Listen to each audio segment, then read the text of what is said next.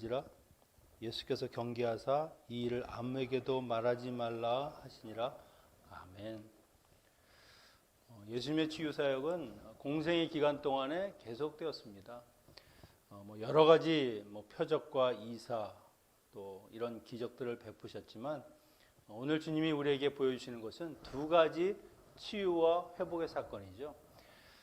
바로 12년간을 혈루병을 앓은 여인을 치유하는 사건과 또 12살 먹은 소녀 아이를 그 죽음에서 생명으로 다시 건져 올리시는 그런 사건입니다. 주님께서 이런 치유와 능력을 베푸시는 것은요, 단지 주님이 능력 있다, 권세 있다 이것만을 이야기하지 않습니다. 오히려 각 치유와 또 이런 회복이 비슷비슷한 것 같은데 그 사람마다 또 그 이유가 다 틀리죠.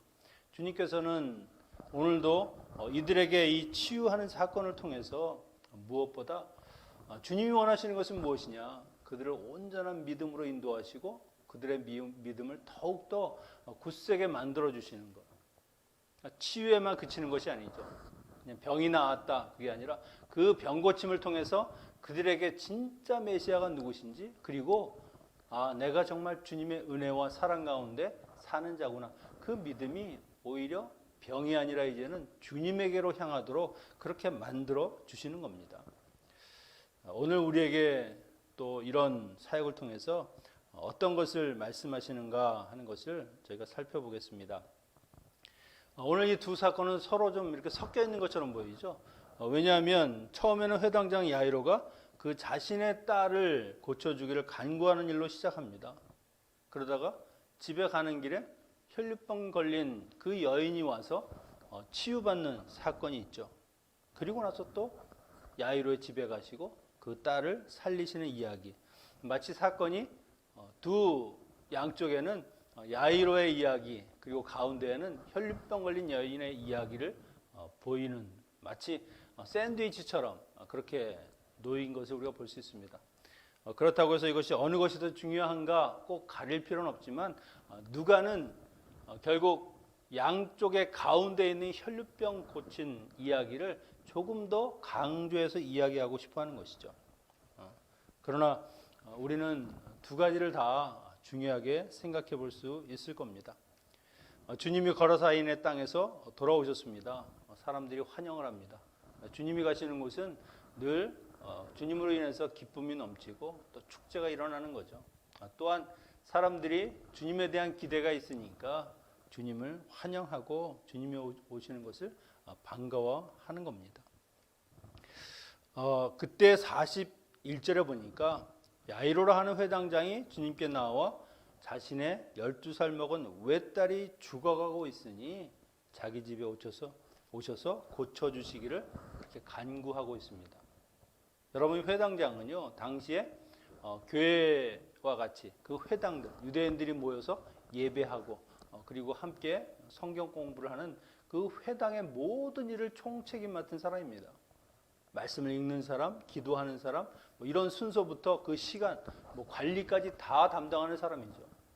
그러니 이 정도면은 그가 유대교에서 얼마나 높은 지위에 있는지 알겠죠. 정통 유대교를 대표하는 사람, 또 많은 사람에게 존경받는 사람이라는 겁니다. 그런 사람이 지금 누굽니까? 예수 그리스도. 유대인들이 배척하고 자꾸 뭔가 이상한 쪽으로 그를 몰아가려고 하고 웬만하면 그의 흠집을 찾아내려고 하는 주님 예수 그리스도십니다. 나사렛 총구석에서 태어나서 거기서 자라셔서 아무것도 사람들에게 내세울 것이 없는 그런 젊은 청년에게 이 나이가 지긋한 이 회당장이가 무릎을 꿇었다. 이거는 거의 불가능한 일입니다. 어림도 없는 일이죠. 자기가 있는 그 회당의 모든 사람들이 예수 그리스도에 대해서 의심의 눈초리를 보내고 있는데 그 앞에 무릎을 꿇는다. 이것은 자기의 체면, 지위, 모든 걸 다 내려놓는 겁니다. 오직 주님에게 한 가지 일을 간구하기 위해서죠. 자기의 사랑하는 딸을 살리기 위해서. 예수님이라고 하면 내 딸, 죽어가고 있는 그 딸을 살릴 수 있을 것이다. 그 믿음이 있으니까 다른 것은 아무리 이렇게 해도 상관없다는 겁니다. 주님은 주님에게 나온 사람들을요 한 번도 거절한 적이 없습니다. 물론 불순한 의도를 가지고 나온 것 외에는 그들의 모든 삶의 문제들, 어려움, 병 그런 것을 다 고쳐주시고 그들을 치유하시는 것을 우리가 볼 수 있죠. 주님은 그들의 마음속 그 중심에 정말 얼마나 아픔이 있고 고통이 있고 이들이 왜 힘들어하는지를 아시기 때문에 그것을 외면하실 수가 없는 겁니다. 자신의 딸의 죽음을 지켜보는 그 아버지, 그가 주님 앞에 온전히 무릎 꿇는 그 모습을 보신 주님이 어떻게 그의 간구를 물리칠 수 있겠습니까? 여러분, 우리의 삶에 문제가 있다, 어려움이 있다, 아픔이 있다. 그럴 때 우리가 가야 할 곳은 다른 곳이 아닙니다. 주님이 계신 그 주님 앞에 나아가서 우리의 모든 것을 토로하고 주님께 내 인생의 문제를 해결해 주실 것을 우리가 간구하는 것이죠. 주님밖에 없습니다. 그러면 주님께서 우리에게 은혜를 주시고요. 때로는 문제를 치워주시기도 하시고 문제를 뛰어넘기도 하시고 아니면 그 문제가 내 마음속에 어떤 자극이나 내 마음의 풍랑 같은 것을 일으키지 못하도록 우리의 마음을 더욱더 믿음 가운데 굳세게 만들어 주시는 겁니다. 더 이상 문제가 되지 않도록 그런 은혜를 주님이 베푸시는 것이죠. 주님이 하시는 방법은 여러 가지가 있습니다. 그러나 분명히 그 결과는 우리에게 기쁨과 소망을 주실 것입니다. 그렇게 회당장이의 간구를 듣고 그의 집으로 가려는 중에 한 가지 사건이 일어납니다. 43절에 보면 12해를 혈루증으로 앓던 여인이 주님의 옷자락에 손을 대었더니 즉시 그쳤더라. 나음을 잊게 되었습니다.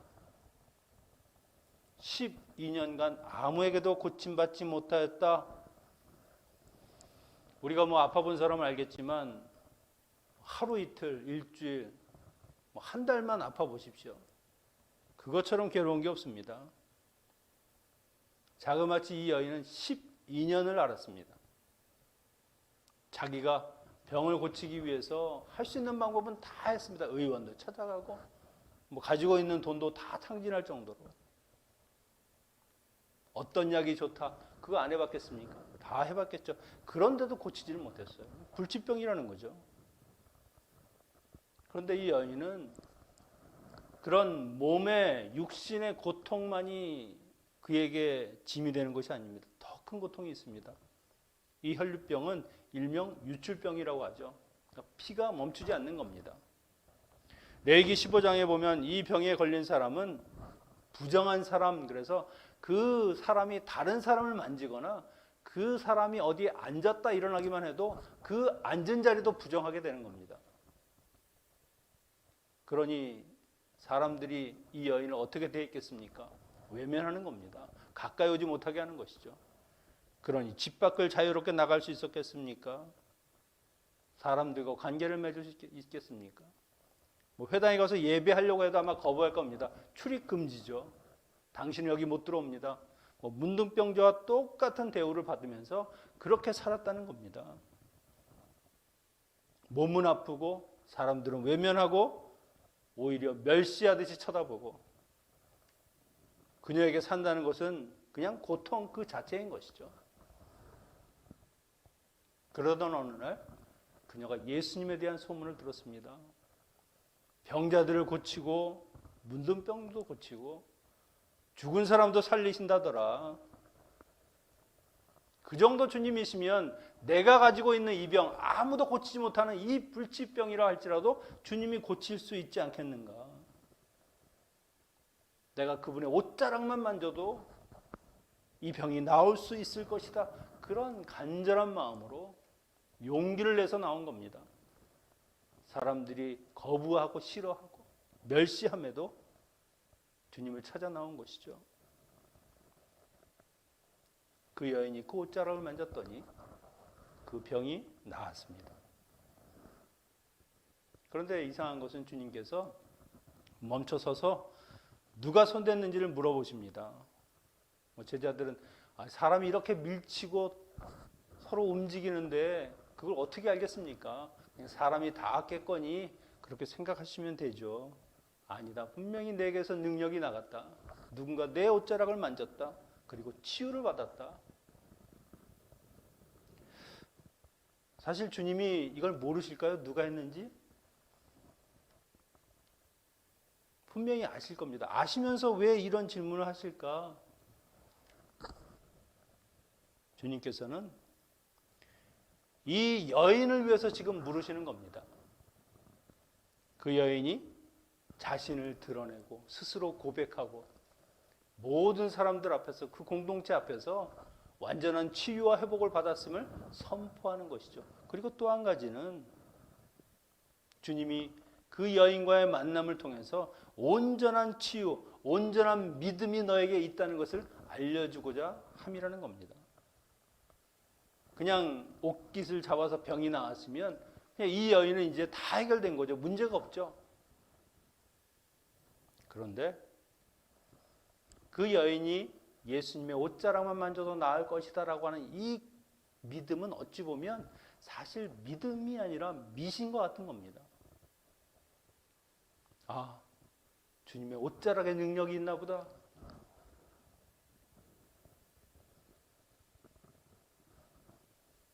메시아이시고 전능하신 예수 그리스도, 그 하나님의 아들이신 분이 능력이 있고 그분이 고쳐주신 거라는 것이죠. 내 옷자락에 마술적인 힘, 그 능력이 있어서 내가 고침받은 것이 아니다. 내가 나를 믿고 용기를 내어서 차마 올 수 없는 자리까지도 내가 믿음으로 나와서 주님 옷자락만 해도 잡을 수 있으면 하는 그것이 너의 믿음이다. 그것이 너를 고친 것이고 내가 그것 때문에 너를 고친 것이지 너의 옷자락이 너를 고친 것이 아니라는 것을 말씀하는 것이죠. 우리가 복을 받는다. 하나님의 언약과 약속을 그대로 순종하면 복을 받죠. 그러면 순종해서 복을 받는 겁니까? 아니면 하나님의 약속과 언약 때문에 복을 받는 겁니까? 하나님의 약속이 있기 때문에 그 약속 때문에 복을 받는 것이죠. 내가 순종해서 받는 것이 아니라는 겁니다. 우리도 때로는 말도 안 되는 그런 미신과 같은 신앙으로 주님께 나올 때가 얼마나 많습니까? 자신의 문제를 풀어줄 용한 목사님 찾아다니고 아침 운세를 보면서 오늘 이런 일이 있네. 주님, 제게 삼재가 있습니다. 이걸 좀 치워주십시오. 해결해 주십시오. 그래도 주님이 꾸짖지 않아요. 그렇게 시작한 연약한 믿음이라 할지라도 주님께서는 그것을 온전한 믿음이 될 수 있도록 이끌어 주시고 그를 가르쳐 주신다는 겁니다. 이스라엘 백성들이 광야에서 그 뱀에 물릴 때 불뱀을 쳐다보면 그 노뱀을 쳐다보면 너희가 살리라. 그래서 노뱀을 쳐다봤더니 다 살았습니다. 그랬더니 이들이 다음에 뭘 했죠? 그 노뱀을 우상화시켜서 노뱀을 섬기는 겁니다. 하나님이 치유하신 거죠. 그런데도 그들이 그 노뱀에게 능력이 있다 생각한다는 겁니다. 이렇게 우매한 사람들, 제자들은 어떻습니까? 내 꿈을 이뤄줄 그 사람, 그분이 바로 예수 그리스도, 그분이 왕이 되어 이 로마를 다 뒤집어 엎어서 진짜 왕이 되시면 내가 우편에, 내가 좌편에, 누가 크냐? 내가 더 크다. 내가 더 주님께 훨씬 더 많은 일을 했다. 그런 신앙이 미신과 같은 신앙 아닙니까? 주님에 대해서 온전한 헌신 섬김이 아니라 그 주님이 누구신지도 제대로 모르면서 헛된 것을 꿈꾸는 것. 그런데 주님이 그들을 꾸짖지 않으시죠. 그럼에도 그들을 가르치시고 또 그것을 조정하시고 온전한 믿음으로 제자도의 삶을 살아가는 사람으로 인도하시는 겁니다. 주님이 46절에 딸아 평안히 가라. 아버지가 사랑하는 딸을 부를 때 호칭이 바로 이 딸아라고 하는 그런 용어입니다. 이 사복음서 전체에서 딸아라고 이야기하신 것은 이 여인이 유일한 표현입니다. 12년 동안 숱한 고통 가운데 살았지만 이제는 내가 그 모든 고통을 다 잊고 주님 안에서 안식하는 그런 삶을 살아가라. 이제 평안히 가라. 얼마나 그 마음이 기뻤겠습니까? 어디서도 해결하지 못한 이 문제를 주님이 해결해 주셨다는 것이죠. 우리에게도 어떤 고통과 문제가 있을 때 주님이 이 말씀을 하시는 것입니다. 너는 이제 자유하다, 편안히 가라. 주님께 나아온 여인, 그 주님을 믿고 의지했더니 주님이 그로 하여금 온전한 믿음과 자유함을 주시는 이 모습을 우리가 볼 수 있습니다. 한 가지 의문점은 여인이 부정한 여인입니다. 뭘 만지면 그 사람이 부정하게 되고 뭐 앉아도 그 자리가 부정할 정도인데 왜 주님을 만졌는데 그럼 주님이 부정하게 되는 건 아닌가? 오히려 여인이 깨끗함을 입었습니다. 이것이 바로 주님의 능력의 손이 닿으면 이 세상의 온갖 부정하고 거짓되고 더럽혀진 그 모든 것들도 깨끗하게 치유하시는 것이죠. 죽음까지도 생명으로 바꾸시는 주님, 모든 부정한 것 위에 본인이 손을 얹으시고 오히려 깨끗하게 그리고 산 소망을 주시는 그 주님의 모습을 우리가 볼 수 있습니다. 그런데 또 다른 문제가 하나 생겼습니다. 49절에 보니까 사람이 와서 당신의 딸이 죽었나이다. 선생님을 더 괴롭게 맞서서 회당장의 딸, 그 딸이 죽었다라고 이야기하는 겁니다. 사람이 죽었다. 이것은 더 이상 손댈 데가 없는 것이죠. 뭐 그냥 끝이 난 겁니다. 이 소녀와 혈류병 앓는 여인의 공통점은요. 소녀는 병으로 죽어가고 있습니다. 혈류병 건 여인은 더 이상 치료가 불가능한 상태입니다. 이들은 모두 희망이 없는 존재. 이제 다 살 소망이 끊어진 사람이라는 것이죠. 그런데 주님께서 뭐라고 이야기하십니까?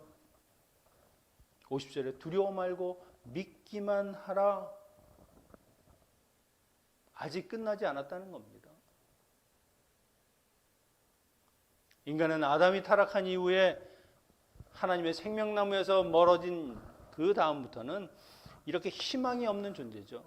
그냥 죽음을 향해서 나아갈 뿐입니다. 죽음만큼 사람을 정말 절망하게 하는 것도 없죠. 모든 두려움의 끝, 종착역은 죽음이라고 하는 것입니다. 누구나 한 번은 반드시 겪어야 할 일이지만 이제 12살 된 그 소녀, 이 소녀의 죽음이 얼마나 사람들의 마음에 감당할 수 없는 슬픔과 고통을 주겠습니까? 제가 중등부 아이를 한번 가르쳤을 때 한 아이가 남자아이인데 아주 잘생기고 뭐 일도 잘하고 근데 어느 날 밤에 그냥 심장마비로 그 다음날 죽었습니다. 뭐 장례식에 아이들하고 갔지만 그 부모의 마음을 뭐로 위로할 수 있습니까? 아무것도 위로할 수 없습니다. 그 슬픔, 그 고통, 그것은 본인들이 아니면 뭐 알 수가 없는 것이죠. 야이로의 희망이 다 무너졌습니다. 아, 이제 끝이구나. 주변에서 이제 그만하셔도 된다. 더 이상 소망이 없습니다. 그렇게 이야기를 하고 있습니다. 그런데 주님이 하신 이 말씀, 두려워 말고 믿기만 하라. 내가 끝이다라고 이야기하기 전에는 아무것도 끝나지 않는다. 아직 주님이 포기하지 않으셨다는 것이죠. 우리가 문제를 만나면 제일 먼저 우리가 취하는 자세는 무엇입니까? 두려움입니다. 주님은 그런 삶의 태도를 바꾸라고 이야기하시는 것이죠. 믿기만 하라. 계속해서 내가 처음엔 나의 딸을 구해 주십시오라고 내 앞에 왔을 때 그 믿음처럼, 그 마음처럼 주님이 죽어가는 내 딸을 살릴 수 있다. 그 믿음을 가지고 죽은 내 딸도 살릴 수 있다라는 그런 믿음을 가져야 한다라고 이야기하시는 것이죠. 주님에게 뭐가 문제입니까? 살아있으나 죽었으나. 살아있으면 고치시는 것이고 죽어있으면 살리시면 되는 것이지.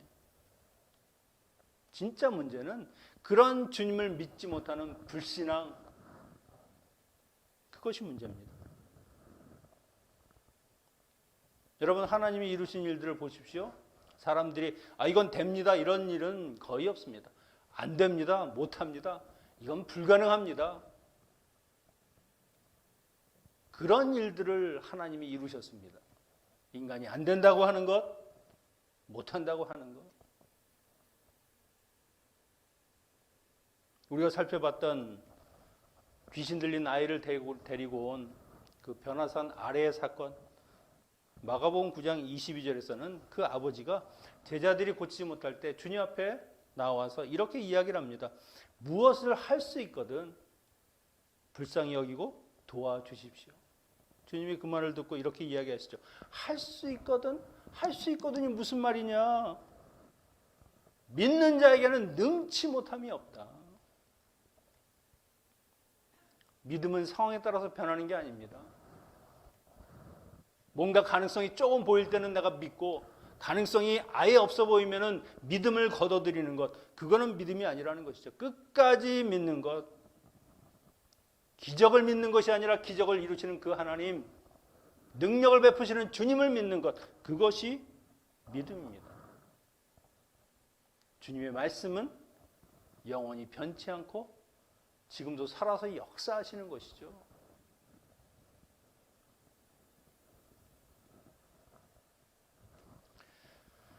어떤 사람이 비행기 출발 시간이 다 돼가니까 급하게 비행기를 찾아 이제 그 게이트로 갑니다. 근데 어딘지 잘 모르니까 이제 조금만 더 지체하면 이제 그 비행기를 놓치게 생겼습니다. 그래서 앞에 이제 정복을 입은 사람에게 이 비행기를 놓치면 안 되는데 어디로 가야 이 게이트에 갈 수 있습니까?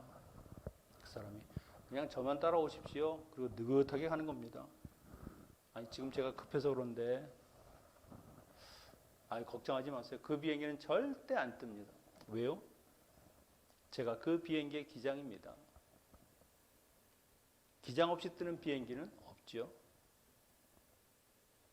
기장과 함께 가면 문제될 것이 없습니다. 주님이 내 인생의 기장이시고 내 인생의 항해자신데 다른 무엇이 문제가 되겠습니까? 예수님이 회장장의 집에 들어갈 때 집안이 완전 초상집이죠. 사람들이 통곡하고 울음바다입니다. 어린 소녀가 죽었으니 오죽하겠습니까? 하지만 주님이 사람들에게 울지 마라. 죽은 것이 아니라 잔다. 그렇게 말씀하셨습니다. 사람들은 이미 죽었는데 잔다는 게 무슨 말인가. 그냥 비웃었습니다. 아마 주님을 이상한 사람 정도로 취급했을 겁니다. 주님의 생각은 늘 우리의 생각과는 다르죠. 죽음을 대하는 예수님의 모습, 그것도 우리 사람들의 생각과 그 관점과는 완전히 다릅니다.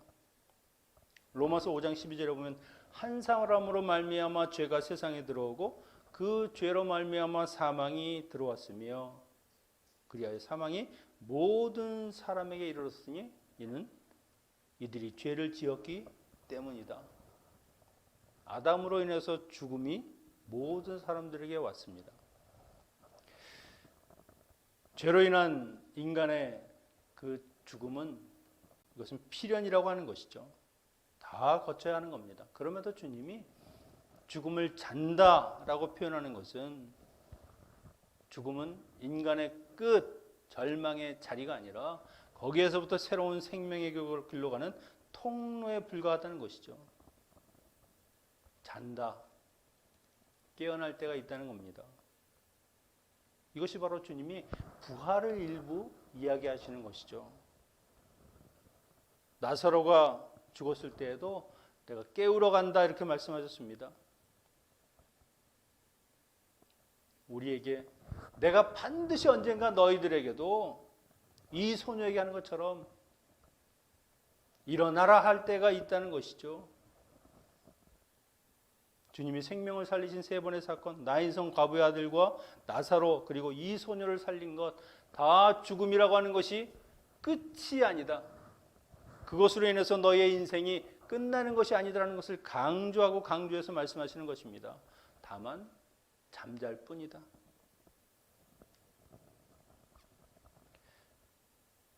예수님은 아이의 부모와 또 자기가 데리고 있는 제자들과 함께 그 소녀가 누워있는 곳에 들어가셨습니다.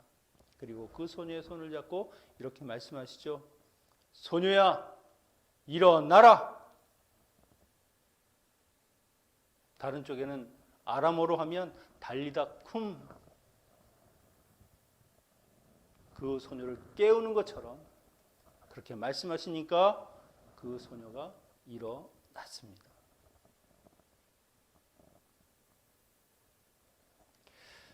구약에서 이 죽음이라고 하는 것도요, 부정한 겁니다. 그래서 제사장들은 절대 시체를 만지지 않습니다. 왜냐하면 죽음이라고 하는 것은 이미 하나님의 은혜의 손길이 완전히 끊어진 상태, 즉 하나님과 단절된 상태를 의미하기 때문에 부정한 것으로 취급합니다. 근데 주님은 그 혈류병 여인처럼 오히려 이 부정한 그 죽음이라고 하는 것을 스스로 만지심으로 정한 것으로 바꾸시고 생명으로 바꾸시고 온전한 그 생명을 불어넣어 주시는 것이죠. 먹을 것을 주라. 이것은 완전한 치유 그리고 완전한 회복을 보여주시는 겁니다. 주님은 생명의 근원이십니다. 인간을 창조하셨습니다. 그래서 주님이 우리에게 말씀하시는 것이죠. 두려워 말고 너희는 믿기만 해라. 나머지는 내가 한다. 우리는 주님을 믿는다, 하나님을 믿는다 하면서도 늘 두렵습니다. 주님은 죽은 자도 살리시는 분이라고 하는 것을 성경에서 날마다 읽기는 하지만 그래도 죽음을 두려워합니다. 정말 우리가 두려워해야 될 것은 무엇입니까? 그 생명의 주관자 되시는 예수 그리스도와 멀어지는 것, 그 우주를 창조하시고 인간을 창조하신 그 하나님과 관계가 점점점 끊어져 가는 것, 그게 가장 무서운 일입니다. 내가 죽어가고 병드는 것이 아니라 내 믿음이 점점 사라지는 것, 믿음 없이 살아가는 것, 그것보다 더 위험한 것이 무엇입니까?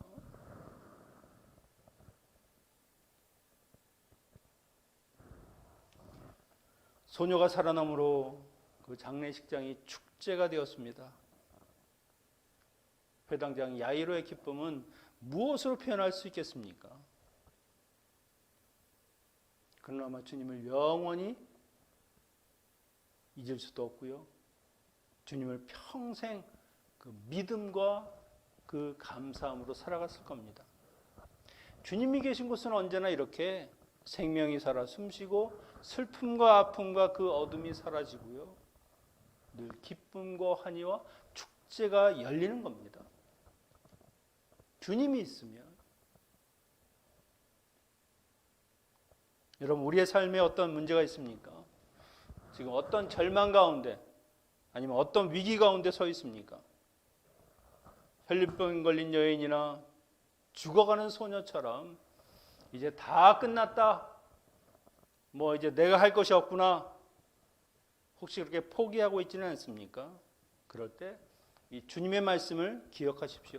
두려워 말고 믿기만 하라. 내가 아직 포기하지 않았다. 상황이 아무리 힘들어도 주님에 대한 믿음을 포기해서는 안 되는 것이죠. 믿음이 없으면 아무 일도 일어나지 않습니다. 우리의 믿음은 결코 헛되지 않습니다.